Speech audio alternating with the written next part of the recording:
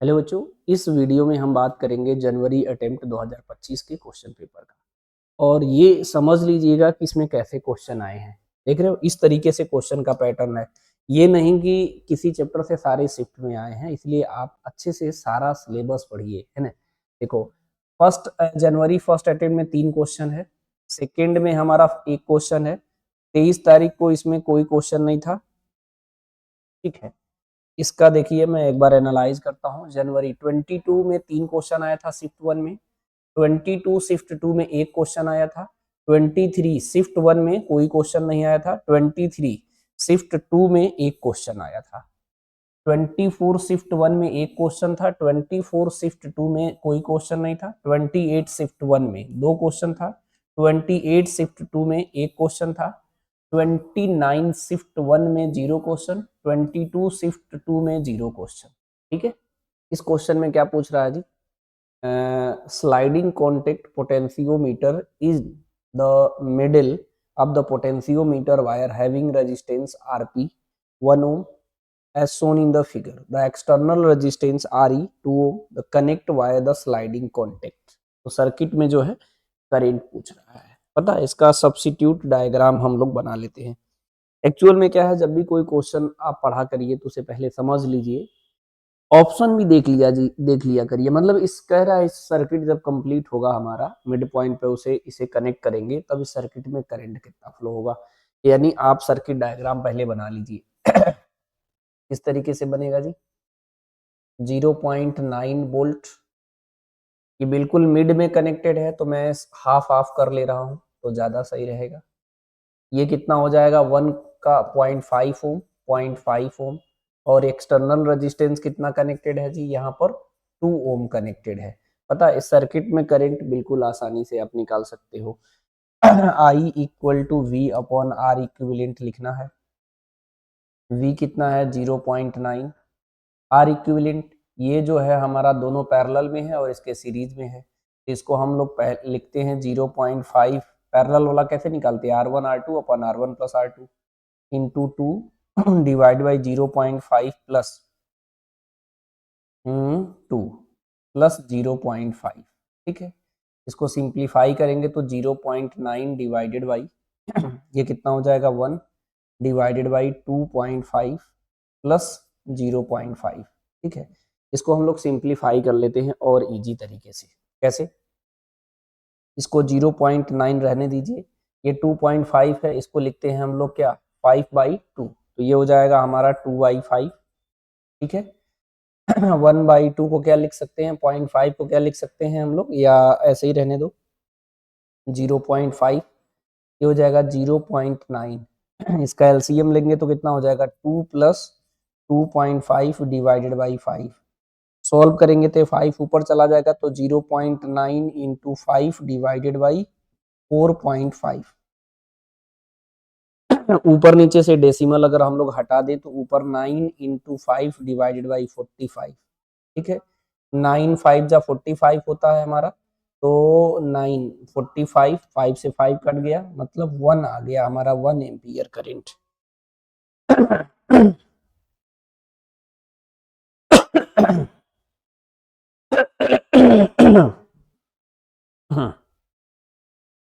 ठीक है, इसका हमारा थर्ड ऑप्शन करेक्ट हो गया। हमारे कहने का मतलब जेई मेंस के क्वेश्चन हम इसलिए एनालिसिस कर रहे हैं बच्चों, आप एक बार देख लो, आपके पास मौका है, आप नीट का तैयारी अच्छे से कर सकते हो। और जेई मीन्स के जो बच्चे सेकेंड अटेम्प्ट की तैयारी कर रहे हैं उनमें क्या सुधार करने की जरूरत है, आप खुद अपने पेपर से एनालाइज करें। ठीक है, इसमें कह रहा है which of the following resistivity rho versus temperature curve most suitable use to in wire bounded standard resistor. Bounded standard resistors, actual में बाउंड स्टैंडर्ड रजिस्टर्स इससे बनाया जाता है, ये पता होना चाहिए। ये नाइक्रोम से बनाया जाता है, मैग्नीन से बनाया जाता है। मतलब अगर ये टर्म्स आपको पता है तो फिर आपके दिमाग में चलेगा एनसीईआरटी। ये तो यार एनसीईआरटी में नाइक्रोम का रजिस्टिविटी टेम्परेचर ग्राफ कैसे बनता है हमारा, डायरेक्ट ऐसे देखोगे, ये टिक कर दो, सॉल्व हो गया। समझे कि नहीं? देखो, मैंने इसे एनसीईआरटी से इसीलिए पेस्ट भी कर दिया हूँ, अपने पास आप जो एनसीईआरटी की बुक रखे हो उसमें देख लेना, उसमें मिल भी जाएगा। ये रजिस्टिविटी टेम्परेचर का ग्राफ हमारा किसके लिए है, कॉपर के लिए, मतलब ये कंडक्टर के लिए है, ये नाइक्रोम के लिए है, और ये हमारा रजिस्टिविटी सेमीकंडक्टर के लिए है। इसी में से घुमा फिरा के आपसे क्वेश्चन पूछा करता है। अगर आप बेसिक कॉन्सेप्ट सिर्फ रीड करके जा रहे हो, पता है आपकी सिलेक्शन पक्का है। लास्ट टाइम इधर उधर आपको भटकने से बिल्कुल जरूरत नहीं है। आप अपनी बुक को एक बार नॉर्मली रीड आउट कर लो, अपने पीवाईक्यू को लगा लो। इतना अगर अच्छे से करके जाते हो तो आपके 10 के अंदर भी रैंक आ सकता है, 100 के अंदर भी रैंक आ सकता है। थोड़ा बहुत तो जो मिस्टेक कर लेते, प्रॉपर नहीं रिवाइज कर पाते, उनके भी बेहतरीन परसेंटाइल और रैंक आ सकते हैं, लेकिन वो लास्ट टाइम समझ नहीं पाता है बच्चा कि क्या स्टडी करे। आज मैं सारे क्वेश्चन को आप सॉल्व करके दिखाऊंगा, आप खुद एनालाइज करिएगा कि इस सवाल को लगाने के लिए कितना एफर्ट की नीड पड़ेगा, है ना। वैसे मैंने सारे चैप्टर को एनालाइज करके डालूंगा, ठीक है, समझ गए। तो यही तो क्वेश्चन था बेसिक फंडामेंटल का। ये तो देखते ही बहुत सारे बच्चे टिक कर, हाँ अब जब पढ़ते समय आपको ये नहीं पता होगा कि जो बाउंड रजिस्टर्स ये होगा, जैसे लिखा है बाउंड स्टैंडर्ड रजिस्टर, सिर्फ स्टैंडर्ड रजिस्टर्स भी बोलता है तो भी आपके दिमाग में चलना चाहिए नाइक्रोम, समझे कि नहीं। तो ये सारी चीजें अगर आपको बेसिक फंडामेंटल क्लियर है तो आप आसानी से इन सवाल के ग्राफ आसानी से टिक कर सकते हो, ठीक। स्टेटमेंट का सवाल है ये कर the equivalent EMF of the two non ideal batteries connected in parallel is smaller than the either two EMF। Parallel में कनेक्ट है, इसका EMF हम E1 मान लेते हैं, इसका इंटरनल रेजिस्टेंस R1, इसके EMF को हम E2 मान लेते हैं, इसके इंटरनल रेजिस्टेंस को R2। इसको पैरेलल में कनेक्ट करना है, ठीक है। तो आपको पता है कि E इक्विवेलेंट जब निकालते हो तो कैसे करते हो, E1 upon R1 plus E2 upon R2 divided by 1 upon R1 plus 1 upon R2, ठीक है। इसमें मैंने पीवाईक्यू में पीछे के भी क्वेश्चन करवाए होंगे, इस पे क्वेश्चन आए हैं। इसका अगर आप एलसीएम लेके सॉल्व करोगे, नीचे R1 R2 तो कट जाएगा, तो ये हो जाएगा हमारा E1 R2 plus E2 R1 divided by R1 plus R2। Parallel में है तो R इक्विवेलेंट इंटरनल रेजिस्टेंस का निकालोगे तो कितना हो जाएगा, R1 R2 divided by R1 plus R2, ठीक है। ये बेसिक कॉन्सेप्ट है। फिर इसे रिड्यूस करके आप कैसा बना सकते हो, इसे रिड्यूस करके ऐसा, ये हमारा R इक्विवेलेंट आ गया इंटरनल रेजिस्टेंस का, ये E इक्विवेलेंट आ गया। अगर किसी एक्सटर्नल रेजिस्टेंस कैपिटल R से कनेक्ट कर दोगे तो इसमें जो भी क्वेश्चन पूछा होगा उसे कर सकते हो, लेकिन यहाँ तो बेसिक थ्योरी का सवाल है। इसमें कह रहा है हमारा the equivalent EMF of the two non-ideal batteries connected in parallel is smaller than either two EMF। कह रहा है इसको कैलकुलेट करने के बाद किसी E1 और E2 से ये किसी भी EMF से ये E इक्विवेलेंट कम आएगा, ऐसा नहीं होगा, ये ध्यान रखे रहिएगा। अगर इंटरनल रेजिस्टेंस बराबर हो जाए तो इसके इक्वल आ जाएगा, इससे ज्यादा ही आएगा, कम नहीं आएगा, समझे कि नहीं। क्वेश्चन में बोला है हमारा कि the equivalent EMF of the batteries connected the smaller than either two EMF, मतलब ये जो दो EMF E1 और E2 ले रहे हैं, जो इक्विवेलेंट निकालेंगे इससे कम आएगा, ये गलत है। बराबर हो सकता है या उससे ज्यादा होगा, कम नहीं होता है। बराबर की भी कंडीशन है, कब इक्वल आएगा हमारा जी जब इसे हम लोग क्या कर देंगे, equal to R2 equal to, अगर हम ले लेते हैं R, क्या ले लेंगे जी, R, और E1 equal to E2 equal to E ले लेते हैं, ठीक है। तो यहाँ रखेंगे हम लोग, कितना हो जाएगा ER नीचे R प्लस R, ऊपर कितना हो जाएगा 2ER और नीचे हो जाएगा 2R। इससे कट गया, इससे कट गया, तो ये हमारा E आ जाएगा। अदरवाइज इससे ज्यादा ही आएगा, कम नहीं आएगा, ध्यान से ना। तो बेसिक थ्योरी से सवाल पूछा है। दूसरे स्टेटमेंट में तो पहला वाला स्टेटमेंट गलत हो गया। दूसरा, the equivalent internal resistance of the two non ideal battery connected in parallel smaller than the internal resistance either of the two battery. सही बात है, पैरेलल का मैंने कॉन्सेप्ट सिखाया था। अगर पैरेलल में किसी को R इक्विवेलेंट निकालते हो, एक 1 ओम का है, एक 100 ओम का है, तो आंसर जो है 1 से कम आएगा। लेकिन अगर सीरीज में कनेक्ट करते हो तो जो ज्यादा वैल्यू है उससे ज्यादा आता है। मेरी बात समझ रहे हो। तो ये बेसिक फंडामेंटल है, ऑलरेडी मैंने पीवाईक्यू में ऐसा कराया हूँ। अगर आप सिस्टमेटिक पैटर्न से देखोगे तो आपको पहले से आइडिया होगा, नहीं तो आप करके भी देख सकते हो। एक एग्जाम्पल मैंने बार बार छोटा ही एग्जाम्पल लेके बताता हूँ। हमारे पास 1 ओम है और 100 ओम है, अगर इसे सीरीज में ऐड करोगे तो 101 हो गया, अगर पैरेलल में ऐड करोगे तो 1 इंटू 100 डिवाइडेड बाई 1 प्लस 100, ये कितना आ गया 100 डिवाइडेड बाई 101, ये एक से कम आ गया, ठीक है, ये एक से कम आ गया, पैरेलल में है तो एक से कम यानी इससे कम, ये 100 से ज्यादा आ गया, 100 से ज्यादा आ गया। तो याद रखो जब भी किसी दो या दो से ज्यादा रजिस्टर्ड को सीरीज में ऐड करते हैं तो इक्विवेलेंट रेजिस्टेंस जो मैक्सिमम वैल्यू है उससे ज्यादा आता है, पैरेलल में ऐड करते हैं तो जो मिनिमम वैल्यू है उससे कम आता है, यानी ये वाला स्टेटमेंट बोला है सही है, समझे बात को। तो ये स्टेटमेंट सही हो गया, तो ढूंढो इसमें फर्स्ट जो है हमारा फॉल्स है और सेकेंड ट्रू है, तो फोर्थ ऑप्शन करेक्ट हो गया। तो सब बेसिक फंडामेंटल का सवाल आया है, यानी आपको सिर्फ प्रॉपर और सिस्टमेटिक रिवीजन की जरूरत है और अपनी पीवाईक्यू को सॉल्व करने की जरूरत है। अगर ये पूरा कर पाते हो तो आपकी अच्छी रैंक आ सकता है। इस क्वेश्चन को देखते हैं, ठीक है। इस क्वेश्चन में क्या बोल रहा है जी, the net current flowing in the given circuit, ठीक है। इस सर्किट में कह रहा है नेट करेंट बता दीजिए। तो इस सर्किट में अगर आपको नेट करेंट बताना है सॉरी, इस सर्किट में नेट करंट बताना है तो ये चीज ध्यान रखे रहिएगा कि यहां से जब करंट हमारा चलेगा तो ऐसे यहां तक आएगा, मान लो कुछ इधर गया, कुछ इधर गया, फिर कुछ इधर गया, तो यहां जब पहुंचेगा तो कुछ इधर जाएगा, इसमें करंट नहीं जाएगा क्योंकि ये कैपेसिटर लगा है तो करंट तो जाएगा नहीं, फिर इस रास्ते करंट यहाँ आएगा।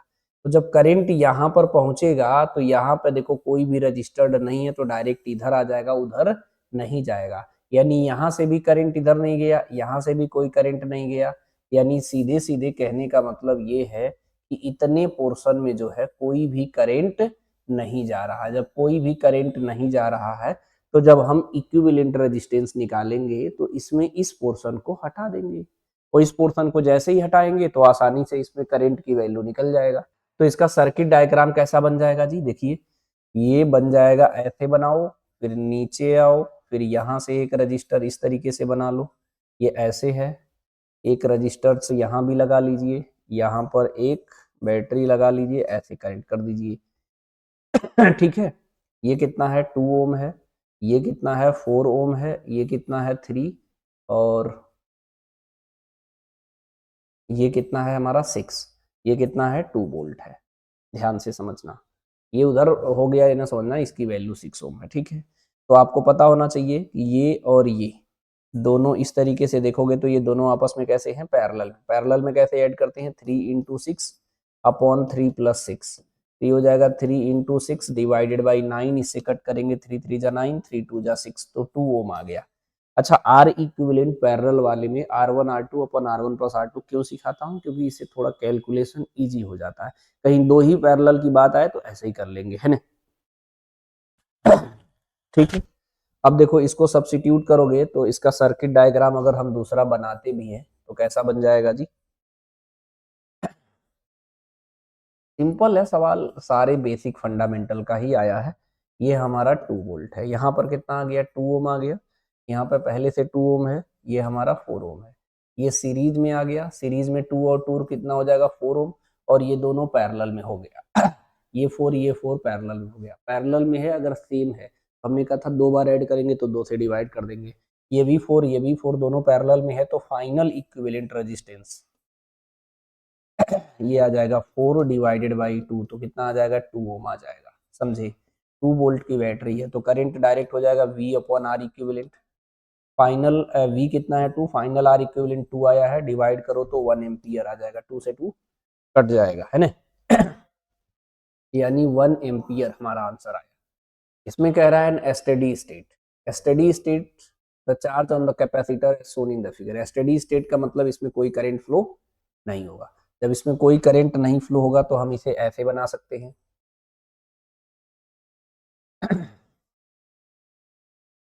ठीक है, ये हमारा कितना है 10 ओम है, ये कितना है 15 ओम है, ये कितना है 5 वोल्ट है, तो आई की वैल्यू डायरेक्ट निकाल सकते हो V upon R equivalent, V कितना है 5, ये 10 और 15 सीरीज में है 25, इससे कट करोगे तो 5 से कट जाएगा तो 1/5 एम्पियर आ जाएगा, ठीक है। अब एक चीज ध्यान से समझने वाली बात इसमें क्या है कि इसके बीच का जो पोटेंशियल डिफरेंस होगा वही तो इसके बीच का पोटेंशियल डिफरेंस होगा, क्योंकि पैरेलल में है, तो हमको अगर पोटेंशियल डिफरेंस पता चल जाए तो Q इक्वल टू सी भी डायरेक्ट यूज कर लेंगे हम लोग, है ना। तो करंट तो इसमें पता ही चल गया है कि करंट इसमें कितना जा रहा है, तो इसका potential difference I into R, I कितना है 1/5, रेजिस्टेंस कितना है 10, इससे कट करोगे तो 2 वोल्ट आ जाएगा, है ना, 2 वोल्ट, समझे। अब इसका पोटेंशियल डिफरेंस 2 वोल्ट है तो Q इक्वल टू सी भी इस्तेमाल करो, तो 8 इंटू 2, ये आ गया 16 माइक्रो कूलम, तो आंसर कितना आ गया 16। एकदम बेसिक सवाल आ रहा है, पता है बच्चे जो घबरा जा रहे हैं ना, अंडर प्रेशर आ जा रहे हैं, अनवांटेड चीजें सोच रहे हैं, उनकी जो है, देखो एक्चुअल में एग्जाम में क्वेश्चन तभी बनेगा जब आप कंफर्टेबल जोन में हो, आपको लगे कि नहीं आप सवाल कर लोगे, समझ रहे हो। प्रकृति का एक खुद का अपना नेचर है, आपकी थॉट कैसे बिल्डअप होती है उसी तरीके से आप बन जाओगे। अगर आप सोचते हो कि आप अच्छा मार्क्स लाओगे तो जरूर डेफिनेटली लाओगे, अगर आपको लगता है कि आपके खराब मार्क्स आएंगे तो डेफिनेटली खराब आएगा। एक्चुअल में ये साइकोलॉजी है एक तरीके का, आप जैसे सोचते हैं ना वैसे ही वर्क भी करने लगता है बॉडी, दिमाग, सब कुछ। पहली बात तो बी पॉजिटिव सोचिए, जब भी कोई चीज कहीं से नेगेटिविटी चीज मिले उसे नमस्ते, हाँ उस वहीं से अगर कोई पॉजिटिविटी चीज मिले तो तुरंत एक्सेप्ट करिए। पहचानना जरूरी है कि आपके जीवन में क्या पॉजिटिव है क्या नेगेटिव है। धीरे धीरे ये एबिलिटी डेवलप करिए, चीजों को समझने का प्रयास करिए और अपनी जीवन का टाइम मत बर्बाद करिए। जीवन में जो सबसे इंपॉर्टेंट रोल अदा करता है अपने जीवन का, वो है टाइम। टाइम अननेसेसरी जो बच्चे वेस्ट करते हैं, फिर लास्ट में अपनी चीजों को समराइज नहीं कर पाते हैं और अपनी लाइफ में पीछे रह जाते हैं। जो पीछे नहीं रहना चाहते हैं, बहुत कुछ करना चाहते हैं, उनको अपने टाइम मैनेजमेंट को देखना होगा कि वो कहाँ पर टाइम अपना लगा रहे हैं। जो टाइम अपना लगा रहे हैं या अपना टाइम स्पेंड कर रहे हैं, उससे उनको रिजल्ट पे या उनके जीवन पे क्या प्रभाव पड़ेगा, ये महसूस हर बच्चे को होता है।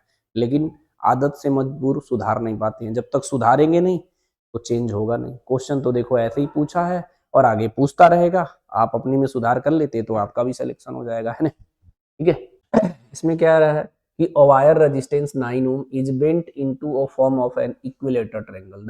Then equivalent resistance across any two vertices of will be, ठीक है, सिंपल है। एक वायर है, इसको 3 पार्ट में कट कर दो, 1 2 3, कितने ओम का था जी 9 ओम का। 3 में कट करोगे तो 3 से डिवाइड करो तो 3 ओम आएगा, यानी सबका 3 ओम आ जाएगा, इसका भी 3 ओम, इसका भी 3 ओम, इसका भी 3 ओम। इक्विलेटरल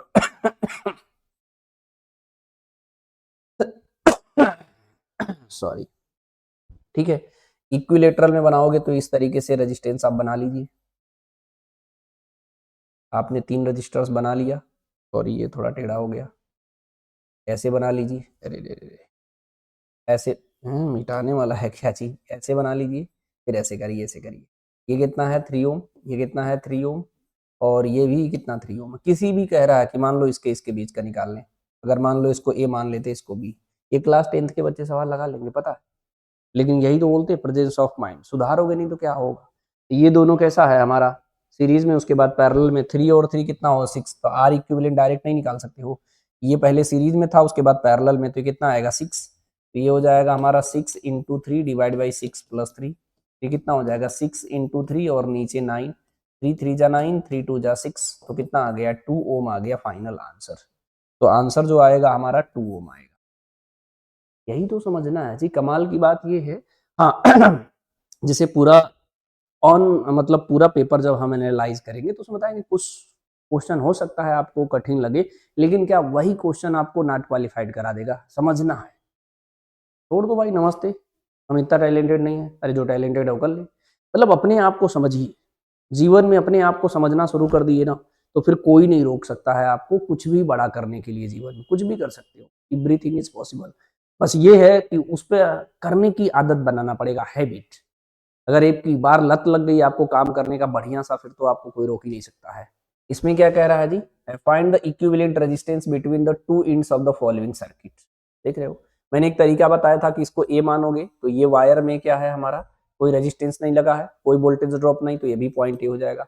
इसको बी मानते हो तो इसमें भी कोई रेजिस्टेंस नहीं लगा, तो ये भी पॉइंट बी हो गया। ए और बी के बीच में ये रेजिस्टेंस है, ए और बी, ए और बी, यानी ये तीनों रेजिस्टेंस ए और बी के बीच में ही कनेक्टेड है ना।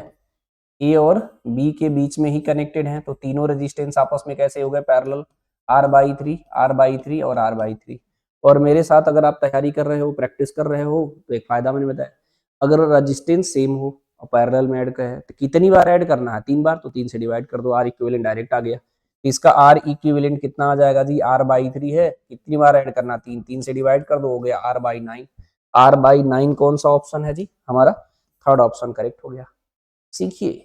अच्छा, ये सब क्वेश्चन पता है किस लिए डाले जाते हैं, ये इसलिए डाले जाते हैं, कुछ क्वेश्चन इसमें ऐसे भी हैं जो लेंदी भी हैं, तो उसको सॉल्व करने के लिए आपको मौका देता है, भाई इसे जल्दी करके उसे थोड़ा टाइम लगा के कर लो, रैंक बढ़िया करना है तो। बच्चा समझता है मजे से आ रहा, अरे भैया मेरी बात तो समझो, वो इसलिए आसान है कि अगला क्वेश्चन थोड़ा सा लेंदी है, लोग लगता है अरे मजे से करते हैं। टाइम मैनेजमेंट जीवन में बहुत जरूरी है, मैं हर बार समझाता रहता हूँ। वैसे मैं टाइम जो है लेक्चर में ज्यादा मैं बोलना नहीं चाहता हूँ, लेकिन थोड़ा बहुत बताना बहुत जरूरी है। मैक्सिमम बच्चे गलत रास्ते पे हैं, मेहनत कर रहे हैं नहीं, बहुत दीदार, रात भर दिन रात पता नहीं क्या कर रहे हैं। मेहनत में कोई कमी नहीं है, नॉलेज में भी कोई कमी नहीं है, लेकिन पेपर देने का ढंग गलत है, प्रैक्टिस करने का ढंग गलत है, तो फिर नंबर कैसे आएगा बच्चों, है ना। अभी किसी से 19 का टेबल पूछ लो, याद ही नहीं है, मोबाइल से कैलकुलेट कर रहे हो, अरे भाई सुधरो, अपने सुधर जाओ तभी नंबर आएगा। नेक्स्ट क्वेश्चन पे चलते हैं, ठीक है। इसमें कह रहा है हमारा, a wire resistors R is bent into an equilateral triangle and independent wire is bent into a square, the ratio of resistance between the two ends points and edge of the triangle to the square. ठीक है भाई। हमारे पास कह रहा है कि एक resistance है, इसको 3 पार्ट में ब्रेक कर दो, उसी रेजिस्टेंस को एक बार 4 पार्ट में ब्रेक कर दो। 3 पार्ट में ब्रेक करोगे तो कितना हो जाएगा, r/3, r/3, r/3 हो जाएगा। 4 पार्ट में ब्रेक करोगे तो r/4, r/4, r/4, r/4 हो जाएगा। इसको कह रहा है कि ट्रेंगल बना लो भैया, इसको कह रहा है कि स्क्वायर बना लो भैया। उसके बाद कह रहा है एज के किसी एंड से इसको a मान लो, इसको b मान लो, इसको a मान लो, इसको b मान लो। कह रहा है इसका इक्विवेलेंट रेजिस्टेंस जो आएगा उसे r1 मान लेता हूँ, इसका इक्विवेलेंट रेजिस्टेंस r2। तो ये कह रहा भैया आप r1 डिवाइडेड बाई r2 बता दो। बेसिक सवाल है, नहीं है। एक रेजिस्टेंस यहाँ लगाओगे, एक यहाँ लगाओगे, एक यहाँ लगाओगे, ये है r/3, ये है r/3, ये कितना है r/3। मैंने कहा था सीरीज में जब रेजिस्टेंस को ऐड करना हो और सेम हो, कितनी बार ऐड करना, 2, तो 2 से मल्टीप्लाई कर दो, क्या ही मान, तो ये कितना हो गया 2r/3, फिर ये पैरेलल में है। ठीक है। इसको यहाँ सॉल्व कर देंगे। अब इसको यहाँ सॉल्व करना होगा तो इसे r1 की निकालोगे तो ये कितना हो गया 2r/3, 2r/3 into r/3 divided by 2r/3 plus r/3। Parallel में यही तो कॉन्सेप्ट बताते हैं, r1 r2 upon r1 plus r2। देखो ज्यादा लेंदी नहीं, प्रैक्टिस ही इस तरीके से करो जिसमें टाइम बचने का चांस हो, है ना। अब देखो 2r/3, r/3 सॉल्व करोगे तो ऊपर भी 3 है, मतलब ये कितना हो जाएगा 1 हो जाएगा, मतलब r हो जाएगा। ये हो गया 2r/3 इंटू r/3, नीचे कितना हो गया r, एक r से एक r कट गया, ये कितना आ गया 2r divided by 9। Same concept यहाँ पे लगा लेते हैं। इसमें क्या है, यहाँ a और b के बीच में लगाना है, यही ना। यहाँ पे एक रेजिस्टेंस, यहाँ पे एक रेजिस्टेंस, यहाँ पे एक रेजिस्टेंस, यहाँ ये है r/4, r/4, r/4 और ये भी r/4, ये 3 r/4, ये क्या होगा सीरीज में, फिर इसके पैरेलल में, ये तो कॉन्सेप्ट है। मैंने कहा सीरीज में ऐड करना भाई या रेजिस्टेंस सेम हो, कितनी बार ऐड करना, 3, 3 से मल्टीप्लाई कर दो, तो इसका कितना हो जाएगा 3r/4, इसके साथ पैरेलल में है, तो r2 कैसे निकालोगे, 3r/4 इंटू r2 माना हूं, r इक्विवेलेंट को ध्यान देना, into r/4 divided by 3r/4 plus r/4, 3r/4, r/4 r आ जाएगा, ऊपर नीचे ऊपर से एक r कट जाएगा, मैं एक बार लिख देता हूँ। इसको सॉल्व करोगे तो r2 की वैल्यू कितनी आ जाएगी 3r/4 इंटू r/4, नीचे कितना हो गया r, एक r से एक r कट गया, ये कितना आ जाएगा 3r डिवाइड बाई 16। रेशियो ही तो पूछ रहा है r1 अपॉन, ये कितना है 2r/9, रखो जरा, ये मिटाओ, अब कैलकुलेट कर रहे हैं, ये कितना हो जाएगा हमारा जी ये कितना हो जाएगा 2r डिवाइड बाई 9, और ये कितना हो जाएगा 3r डिवाइडेड बाई 16। तो इसको लिख सकते हो 2r डिवाइड बाई 9, और इसे लिख सकते हो 16 डिवाइड बाई 3r, r से r कट जाएगा, 16 2 जा 32 और 9 3 जा 27, 32 अपॉन 27, यानी कौन सा ऑप्शन करेक्ट है, फोर्थ ऑप्शन। ऐसे सवाल आपसे पूछे जा रहे हैं। आराम से भैया समझो, जीवन को समझो, सवाल को समझो, अपनी सब्जेक्ट को समझो, तभी आप एग्जाम में बेहतरीन कर पाओगे। कुछ ना कुछ तो करना ही है, अभी कर लेते हैं, है ना। नेक्स्ट सवाल में क्या है, the value of current I in the electrical circuit as given below, the potential at A is equal to potential at B. ठीक है, इस सर्किट में करंट की वैल्यू पूछ रहा है, लेकिन कह रहा है यहाँ और यहाँ का पोटेंशियल सेम है। यहाँ और यहाँ का पोटेंशियल सेम है तो इसमें कोई करंट नहीं जाएगा, करंट नहीं जाएगा तो वीटी स्टोन ब्रिज बैलेंस है। वीटी स्टोन ब्रिज क्या होता है, this upon this equal to this upon this, तो ये पता नहीं है तो निकल भी सकता है। तो 10/20 इक्वल टू आर अपॉन 40 समझे। तो आर की वैल्यू डायरेक्ट यहाँ से नहीं निकल जाएगा, 10 इंटू 40 डिवाइडेड बाई 20, इससे कट करोगे 2 से कट गया तो कितना आ गया, 20 ओम आ गया। और जब इसमें कोई करंट नहीं जाएगा तो ये दोनों सीरीज में, ये दोनों सीरीज में, फिर आपस में पैरेलल में, तो ये कितना आ गया 20, सीरीज में 10 और 20 30 हो गया, सीरीज में 20 और 40 60 हो गया। इसका आर इक्विवेलेंट निकालोगे तो डायरेक्ट निकाल सकते हो कैसे, 30 इंटू 60 डिवाइडेड बाई 30 प्लस 60, ये हो गया 30 इंटू 60 डिवाइडेड बाई 90, जीरो से ये जीरो से जीरो कट कर दो, 3 3 जा 90, तो 3 से कट गया, 3 2 जा 620 हो गया। तो आर इक्विवेलेंट कितना आ गया, 20 ओम आ गया। आई की वैल्यू क्या होता है, V upon R equivalent, main current ही तो पूछा है। वी कितना वोल्ट है जी, ये देखो 40 वोल्ट है, तो यहाँ पर 40 रख दो, 40/20 कट करोगे तो कितना आ गया हमारा, 2 एम्पियर करंट आ गया। तो सवाल बेसिक फंडामेंटल का था, कितना आया, 2 एम्पियर। सवाल सब बन जाएगा, एक दो छूटेगा उससे कोई फर्क ही नहीं पड़ता है रिजल्ट पे, बच्चा समझता ही नहीं है, सबके चक्कर में बेटर नहीं कर पाता है ना। हो सकता है उसे भी कर दे अगर सिस्टमेटिक पैटर्न पर करने का स्टार्ट करे तो, है ना। ठीक है बच्चों, ये जेई मीन्स 2025 जनवरी शिफ्ट के करंट इलेक्ट्रिसिटी के इतने ही सवाल आए हैं। आप इसे एनालाइज खुद भी कर सकते हैं कि किस पैटर्न का क्वेश्चन जो है अगले अटेम्प्ट जेई मेंस में आने वाला है, या इससे ये भी एनालाइज कर सकते हैं कोई नीट का बच्चा है तो नीट के सवाल किस पैटर्न का एनटीए डिजाइन। ठीक है बच्चों, इस वीडियो का एंड करते, ऑल द बेस्ट।